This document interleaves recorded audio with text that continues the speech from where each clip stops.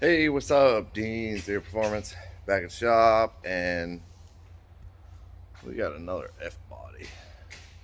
This one is Josh Young's um, Pro Mod, funny car. Gonna run nitromethane, but no. We are right now getting ready to throw it on the scales. There's a theory that these are different than a Camaro in the sense of weight distribution or something. Essentially the same car, just different body panels. But I guess they act different. I don't know. Never owned one. But we're going to scale it. And considering that we scaled Jesse's car, the Camaro, he'll kind of know where it's at. And this is, I think, the stock LS1. I don't know, to tell you the truth. Trying to look at the heads. 853 head. So I'm not sure. It looks pretty much like this is the day it came out of the factory. It's a 2000, I believe, 99 or 2000. I don't remember the date. I looked at it. And it's dated 99, but I don't remember if it was beginning of the year, after the year. That I don't remember. But we're gonna get it on the scales, and then we are going to pull the motor transmission.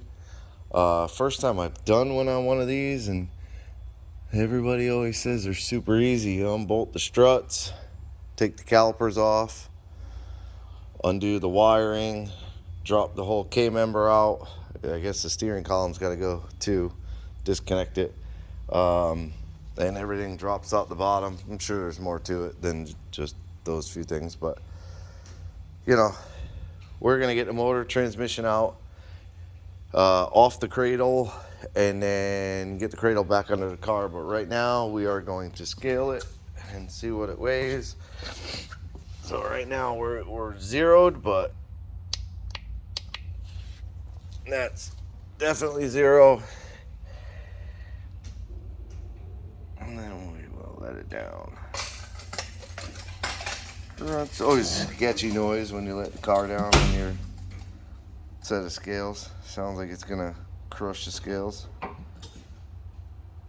So the lift is all the way off the scales right now, and that is what the car is at. 3,500 pounds.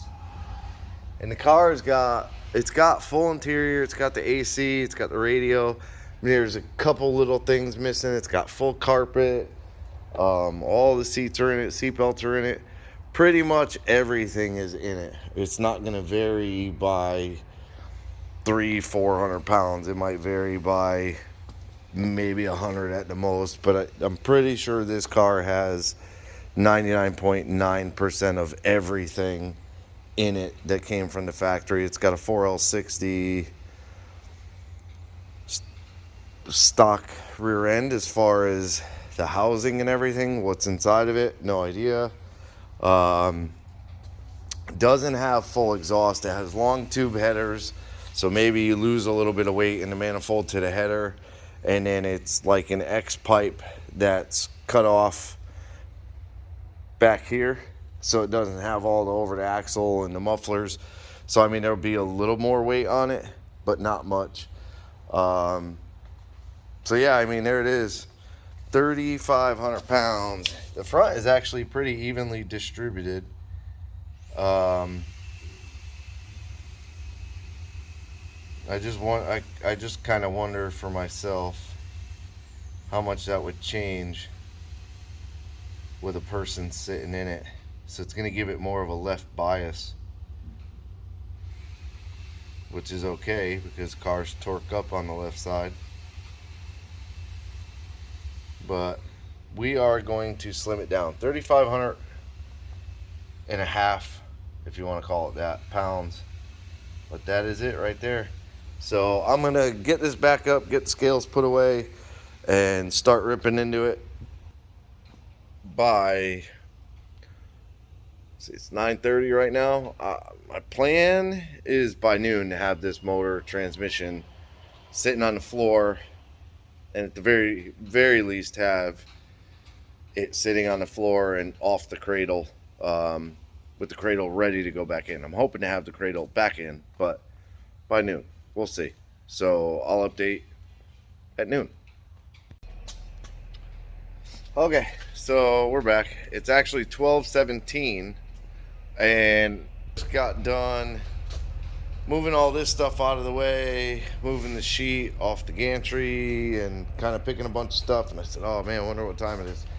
So a little bit after, but